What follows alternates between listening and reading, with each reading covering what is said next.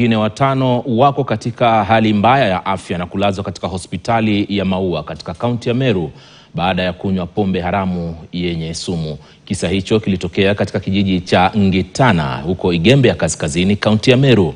Kulingana na wakazi hao, wanalaumu utawala wa serikali za mitaa kutoka kwa naibu chifu wa nyumba hadi katika naibu chifu wa mitaa hadi katika maeneo mengine, wakiwatuhumu kwa kuchukua hongo kutoka kwa watengenezaji wa pombe haramu. Kamishna wa kaunti ya Meru Jacob Ouma akiandamana na kikosi cha usalama cha kaunti ya Meru walikashifu tukio hilo na kulitaja kuwa la kusikitisha. Juzi tumekuwa na baraza kubwa sana pale Mutwati na tukazungumza kinagaubaga na tukasema kwamba kila chief, assistant chief waingie vijiji yao na village elders na nyumba 10 tupambane na mambo ya pombe. Na sikitika ya kwamba badala ya kupambana na pombe imewachwa kupambana na watu. Na imeumiza watu wetu sana.